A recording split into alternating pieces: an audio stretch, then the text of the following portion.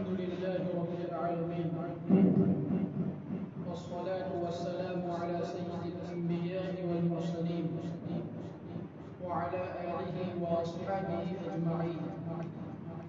أما بعد، عن أبي هريرة رضي الله تعالى عنه قال قال رسول الله صلى الله عليه وسلم: وارض بما قسم الله لك، أو كما قال رسول الله صلى الله عليه وسلم. محترم محترم سامعین کرام اور میرے عزیز دوستوں اور بزرگوں، گزشتہ جمعہ کو آپ حضرات کے سامنے حدیث مبارکہ تلاوت کی،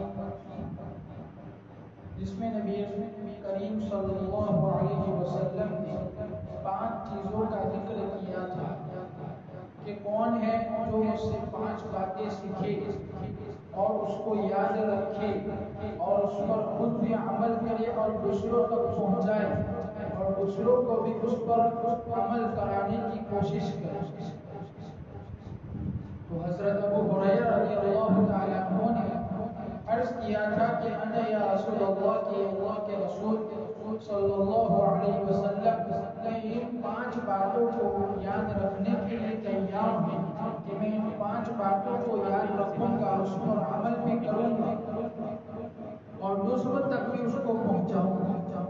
اس میں سب سے پہلی بات جو نبی پاک صلی اللہ علیہ وسلم نے ارشاد فرمائی تھی وہ یہ جملہ تھا کہ اتق المحارم تکن اعبد الناس، کہ حرام چیزوں سے، ناجائز کاموں سے بچو تو تم لوگوں میں سب سے زیادہ عبادت گزار بن جاؤ گے۔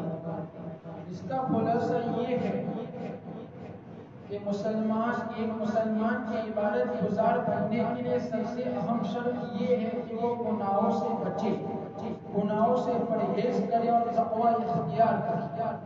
اگر وہ گناہ کرتا رہتا ہے اور نفل عبادتیں بھی خوب کرتا ہے تو اس وجہ سے محض نفلی عبادتوں کے کرنے سے وہ عبادت گزار نہیں بنے گا جب تک کہ وہ گناہوں کو نہ چھوڑ دے۔ تو اس سلسلے میں کچھ تفصیل اور تشریح ہوئی تھی۔ اللہ تبارک و تعالی ہمیں اس پر عمل کرنے کی اور گناہوں سے بچنے کی، پرہیز کرنے کی توفیق عطا فرمائے۔ اب دوسری بات، نبی پاک صلی اللہ علیہ وسلم نے جو ارشاد فرمائی وہ جملہ ہے کہ وَارْضَ بِمَا قَسَمَ اللَّهُ لَكَ،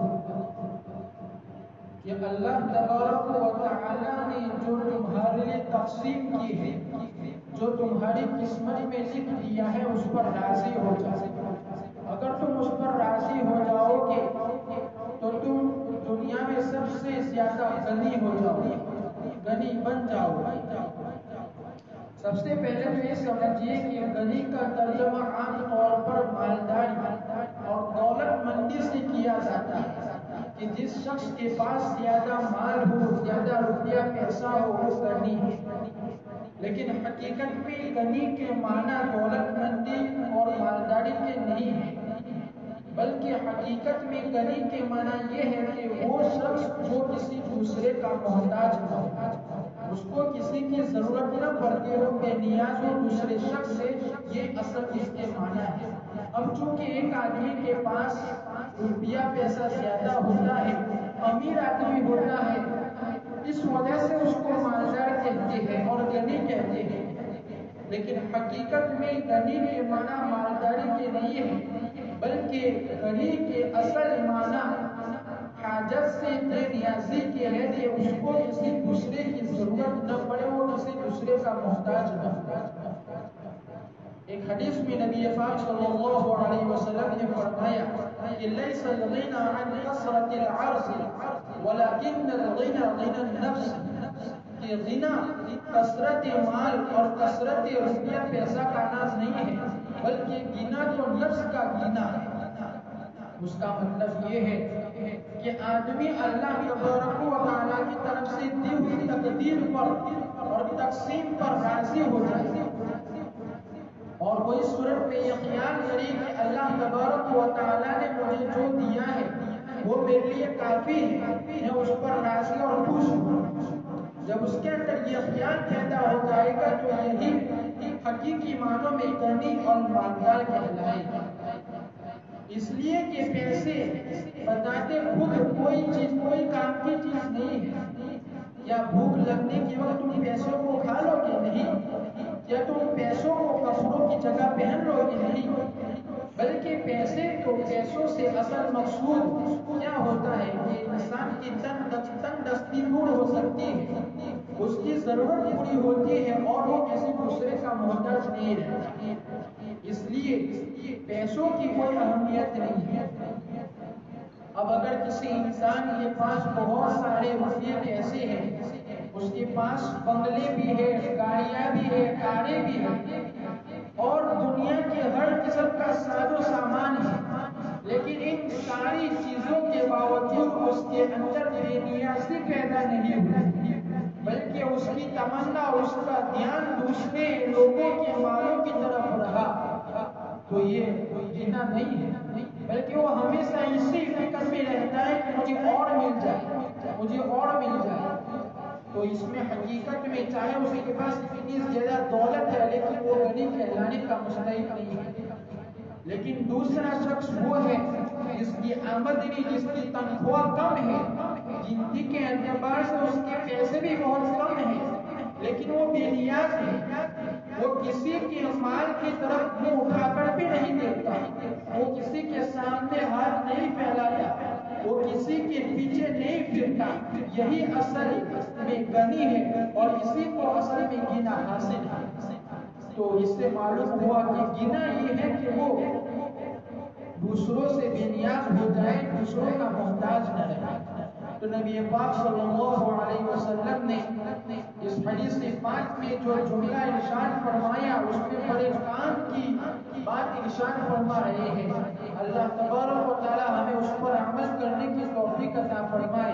وہ یہ ہے کہ تم اپنی تقدیر پر اور اللہ تبارک و تعالی کی تقسیم پر، اس کے فیصلے پر راضی ہو جاؤ۔ اگر تم اس پر راضی ہو گئے تو تم سب سے بڑے غنی بن جاؤ گے، سب سے زیادہ لوگوں میں غنی کہلاؤ گے۔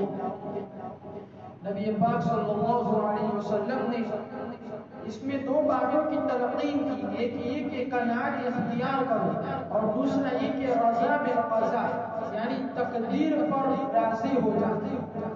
ان دونوں باتوں کو، یہ دونوں باتیں اگر حاصل ہو جائے گی تو تم دنیا میں سب سے زیادہ غنی بن جاؤ گے۔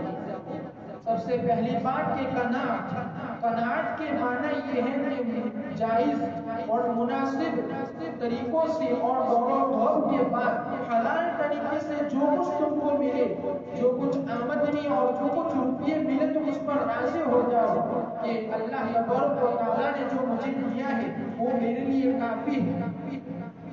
اور خود نبی پاک صلی اللہ علیہ وسلم نے بھی خود قناعت کی دعا مانگی ہے اور مسلمان کے لیے قناعت کی یہ صفت ہونا مطلوب ہے۔ نبی پاک صلی اللہ علیہ وسلم نے دعا فرمائی کہ اللہم قنعنی بما رزقتنی، اے اللہ جو رزق آپ نے مجھے دیا ہے، مجھے عطا فرمایا ہے، اس پر مجھے قناعت بھی عطا فرمایا۔ اس لیے کہ قناعت کے بغیر دنیا میں، زندگی میں چین و سکون حاصل ہو ہی نہیں سکتا۔ اب قناعت حاصل کرنے کے لیے کیا کرنا پڑتا ہے؟ وہ یہ کہ آدمی کے دل میں خواہشات تو بے شمار ہوتی ہیں، بے شمار خواہشات اور تمنائیں پیدا ہوتی رہتی ہیں کہ میں امیر بن جاؤں، میرے پاس اتنے روپیے آ جائے، میرے پاس بنگلے ہو جائے، میرے پاس گاڑی اور گاڑیاں آ جائے۔ لیکن دنیا میں کیا کوئی ایسا شخص ہے جس کی ساری خواہشات پوری ہو گئی؟ چاہے پھر وہ بڑے سے بڑا بادشاہ ہو یا بڑے سے بڑا ولی اللہ ہو یا بڑے سے بڑا بزرگ ہو، عالم ہو، صوفی ہو، دنیا میں کوئی ایسا نہیں ہے جس کی ساری خواہشات پوری ہوئی ہو۔ اس لیے کہ یہ دنیا ہے، اللہ تبارک و تعالیٰ نے اس دنیا کو ایسا بنایا ہے کہ اس میں تمہاری کچھ خواہشات پوری ہوگی اور کچھ نہیں بھی ہوگی۔ اور اس اعتبار سے دو صورتیں اور دو شکلیں باقی رہتی ہیں۔ پہلی صورت تو یہ ہے کہ اپنی خواہش پوری نہ ہونے پر پوری زندگی تم کرتے رہو اور شکایت کرتے رہو کہ میری فلاں خواہش پوری نہیں ہوئی، اور تم کہ میں نے فلاں چیز مجھے چاہیے تھی، فلاں چیز میں چاہ رہا تھا وہ مجھے نہیں ملی، تم شکوہ شکایت کرتے رہو، اس لیے کہ تم کو وہی ملے گا جو تقدیر میں لکھ دیا گیا، چاہے پھر تم کتنا بھی روو، تم کتنا بھی شکایت کرو، تم کتنے بھی شکوہ شکایت اور فریاد کرو، لیکن ملے گا تو وہی جو تقدیر میں لکھا ہوا۔ تو یہ تو پہلی صورت ہوئی، اور دوسری صورت یہ ہوئی کہ جو کچھ تمہیں ملا ہے وہ تم ہنسی خوشی قبول کر لو اور اللہ تبارک و تعالیٰ کے فیصلے پر راضی ہو جاؤ اور قناعت اختیار کرو۔ تو یہی جو صورتیں ہیں، اور یہ دوسری صورت ہی دراصل نبی پاک صلی اللہ علیہ وسلم نے فرمائی ہے۔ پہلی صورت میں کیا ہے کہ خواہشات تو پوری ہونے والی ہے ہی نہیں، کیونکہ جو تقدیر میں لکھا ہے وہی ملے گا، اس کے باوجود اگر تم بولتے رہو گے اور شکوہ شکایت کرتے رہو گے تو تمہاری زندگی کا چین و سکون جو ہے وہ ختم ہو جائے گا۔ لیکن جو دوسری صورت ہے کہ جو کچھ بھی ملا اس پر راضی ہو جاؤ، تو یہ بہترین صفت ہے، اس سے تمہیں زندگی میں بھی چین اور سکون اور راحت نصیب ہوگی۔ لہٰذا اللہ تبارک و تعالیٰ کی تقدیر پر اور تقسیم پر راضی ہو جاؤ اور قناعت اختیار کرو۔ البتہ جائز اور مناسب طریقوں سے تدبیروں سے تدبیر کرنا منع نہیں ہے، لیکن تدبیر کرنے کے بعد جو کچھ ہمیں ملے، جو کچھ آمدنی، جو کچھ روپیہ پیسہ ملے، ہم اس پر قناعت اختیار کریں، اس پر راضی ہو جائیں کہ میرے حق میں اتنا ہی تھا جو اللہ تبارک و تعالیٰ نے مجھے دیا، اب اس سے زیادہ تلاش کر کے خود پریشان ہونا اور دوسروں کو پریشان کرنا اور زیادہ حاصل کرنے کے لیے ناجائز اور حرام طریقوں کا استعمال کرنا، یہ ایک ایسی بلا ہے، ایک ایسی مصیبت ہے جس میں آج پوری دنیا مبتلا ہے کہ مال و دولت کو زیادہ سے زیادہ حاصل کرنے کے لیے حرام طریقے اور ناجائز طریقے استعمال کرتے ہیں۔ تو نبی پاک صلی اللہ علیہ وسلم اس جملے کے ذریعے سے ہمیں اسی بڑی مصیبت اور بلا سے بچانے کی کوشش فرما رہے ہیں۔ سب سے پہلی بات تو یہ ہے کہ ہم جو کچھ بھی تدبیر کریں تو وہ جائز اور حلال طریقے سے ہو، اور اس کے بعد ہم قناعت اختیار کریں۔ ناجائز اور حرام طریقے سے ہمیں کوئی تدبیر نہیں کرنی ہے، اور اس کے بعد یہ بھی ہے کہ جائز اور حلال تدبیر اختیار کرنے میں بھی اعتدال ہونا چاہیے۔ یہ نہیں کہ صبح سے لے کر شام تک بس کمانے میں ہی مشغول ہو جائے، کمانے میں ہی منہمک ہو جائے، کھاتے پیتے بستر پر لیٹ کے وقت اور وقت کمانے کی فکر رہے، یہ بھی اچھی بات نہیں ہے، بلکہ اس میں اعتدال ہونا چاہیے۔ شیخ سعدی رحمۃ اللہ علیہ اپنی کتاب گلستہ میں واقعہ نقل کرتے ہیں۔ ایک مرتبہ میں سفر پر تھا تو دوران سفر میں ایک شہر میں ایک بڑے تاجر کے گھر پر مقیم ہو گئے۔ وہ بڑا تاجر تھا اور اس کا گھر بھی بڑا عالیشان تھا، اور دنیا کی ہر چیز اس کے پاس موجود تھی، اور وہ تقریباً 70 سال کا تھا۔ جب ہم کھانے کے لیے دسترخوان پر بیٹھے تو میں نے اس سے پوچھا کہ اللہ تبارک و تعالیٰ نے آپ کو اتنی مال و دولت عطا کی ہے، اب آگے آپ کا کیا ارادہ ہے؟ تو اس تاجر نے کہا کہ ویسے تو میں نے پوری دنیا کو گھوم لیا ہے اور اللہ تبارک و تعالیٰ نے مجھے بہت کچھ عطا کیا ہے، لیکن میری ایک حسرت ہے، ایک خواہش ہے کہ میں ایک آخری تجارتی چکر لگا لوں، یعنی تجارتی سفر کر لوں، اس کے بعد میں اپنے وطن میں بقیہ زندگی گزار لوں۔ تو شیخ سعدی نے کہا کہ وہ آخری تجارتی سفر کیا ہے، کیسا سفر ہے؟ تو اس میں تفصیل بیان کی کہ میں ایران سے گندم خرید کر چین جاؤں گا، اور چین میں جا کر چینی برتن خرید کر میں روم جاؤں گا، اور روم میں ان برتنوں کو بیچوں گا، اور وہاں سے میں ریشم خرید کر ہندوستان میں بیچوں گا، ہندوستان میں لوہا خرید کر میں حلب میں اس کو بیچوں گا، اور حلب سے آئینہ خرید کر میں ایران میں جاؤں گا اور وہاں جا کر اس کو بیچوں گا، اور وہاں سے یمن جاؤں گا اور یمن جا کر میں چادریں خریدوں گا، اور وہاں سے چادریں خرید کر ایران آؤں گا، اور پھر میں سفر کرنا چھوڑ دوں گا اور اپنے گھر پر بیٹھ کر ایک چھوٹی دکان چلا کر اپنی بقیہ زندگی گزارے. تو شیخ سعدی کا یہ بیان کرنے سے مقصود یہ ہے کہ اللہ تبارک و تعالیٰ نے اس کو اتنی ساری مال و دولت دی تھی، اس کے باوجود اس کی تمنا کتنی زیادہ ہے کہ آخری تجارتی سفر اس میں بھی 10-15 ملکوں کا اس نے ذکر کر دیا. حالانکہ اس کو معلوم بھی نہیں ہے کہ وہ 2 ملک میں بھی سفر کر سکے گا یا نہیں، اس کی موت بھی آ سکتی ہے، لیکن اس کی تمنا اتنی بڑی تھی. اس کی وجہ کیا ہے کہ اس نے اللہ تبارک و تعالیٰ نے اس کو جو کچھ دیا تھا اس پر اس کو قناعت نہیں تھی، اس کو اور زیادہ مل جانے کی خواہش تھی. پھر اس نے شیخ سعدی سے کہا کہ تم بھی تو بتاؤ کہ تمہارا سفر میں تم نے کیا دیکھا، کیا سنا، مجھے بتاؤ. تو شیخ سعدی نے 2 شعر اس سے کہے. اس کا ترجمہ یہ ہے کہ یہ قصہ تو آپ نے سنا ہوگا کہ غور ایک جگہ کا نام ہے.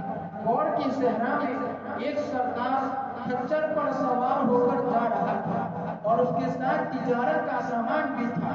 اب کھچر نے اس سردار کو، اس تاجر کو گرا دیا اور گرنے کی وجہ سے وہ تاجر مر گیا اور وہ پورا تجارت کا سامان جنگل میں ہی پڑا رہا.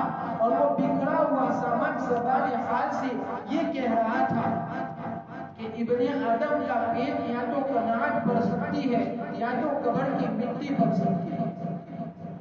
شیخ سعدی نے جو 2 شعر فرمائے یہ در حقیقت ایک حدیث کا مضمون ہے، جس میں نبی پاک صلی اللہ علیہ وسلم نے ارشاد فرمایا کہ لو کان لابن آدم وادیان من ذهب وادیا من ذهب لابتغى ان يكون له واديا ولو كان واديان من ذهب لابتغى ان يكون له ثالثا ولا يملأ جوف ابن آدم الا التراب.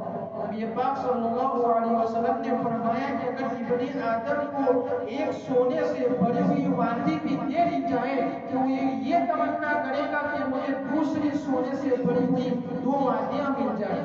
اور اگر ابن آدم کو 2 سونے سے بھری ہوئی وادیاں مل جائے تو وہ یہ تمنا کرے گا، وہ یہ چاہے گا کہ مجھے تیسری وادی بھی مل جائے. اور آگے فرمایا کہ ابن آدم کے پیٹ کو قبر کی مٹی کے سوا اور کوئی چیز نہیں بھر سکتی.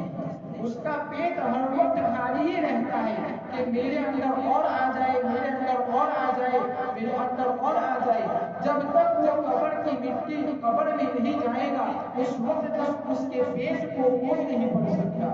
جب وہ قبر میں اتار لیا جائے گا اور جب اس پر مٹی اس کے پیٹ میں داخل ہوگی اس وقت اس کا پیٹ بھرے گا. تو نبی پاک صلی اللہ علیہ وسلم نے اس حدیث پاک میں ہمیں جو فرمایا کہ اللہ تبارک و تعالیٰ اگر تم راحت اور سکون حاصل کرنا چاہتے ہو تو اللہ تبارک و تعالیٰ نے تمہیں جو کچھ دیا ہے، جو تمہاری تقدیر میں لکھ دیا ہے، تمہاری قسمت میں جو لکھ دیا اس پر راضی ہو جاؤ. اگر تم اس پر راضی ہو جاؤ گے تو تم دنیا میں سب سے زیادہ غنی اور مالدار بن جاؤ گے. اس لیے کہ آج کل یہ فتنہ پہلے سے چلا آ رہا ہے لیکن آج بہت زیادہ ہو گیا ہے کہ انسان یہ تمنا کرتا ہے کہ اس کے پاس اتنا بڑا بنگلہ ہے تو میرے پاس بھی اتنا بڑا بنگلہ ہو جائے، اس کے پاس یہ گاڑی ہے تو میرے پاس بھی یہ گاڑی آ جائے، اس کے پاس یہ کارخانہ ہے تو میرے پاس بھی یہ کارخانہ آ جائے. آج یہ فتنہ بہت زیادہ ہے. اس لیے نبی پاک صلی اللہ علیہ وسلم نے فرمایا اس حدیث پاک میں کہ اللہ تبارک و تعالیٰ نے جو کچھ دیا ہے وَرْضَ بِمَا قَسَمَ اللَّهُ لَكَ، جو کچھ تمہاری قسمت میں ذکر دیا ہے، جو کچھ تمہاری تقدیر میں ہے، جو کچھ تقسیم کیا ہے اس پر راضی ہو جاؤ. اگر تم اس پر راضی ہو جاؤ گے تو تم دنیا میں سب سے زیادہ غنی اور مالدار بن جاؤ گے اور تم راحت اور سکون کی زندگی گزارو گے. اب اس کے بعد یہ کہ قناعت کیسے اختیار کی جائے، ہم قناعت کی صفت کیسے پیدا کریں، اور اس کے علاوہ بہت سی سبق آموز باتیں اور سبق آموز واقعات ہیں. لیکن چونکہ وقت ہو گیا ہے تو اسی پر اکتفا کرتے ہیں اور جو دوسری باتیں ہیں وہ انشاءاللہ آئندہ جمعہ کو بیان کی جائے گی. اللہ تبارک و تعالی ہمیں رسول اللہ صلی اللہ علیہ وسلم کی تعلیمات پر اور ان کے احکامات پر عمل کرنے کی توفیق عطا فرمائے. آمین. وآخر دعوانا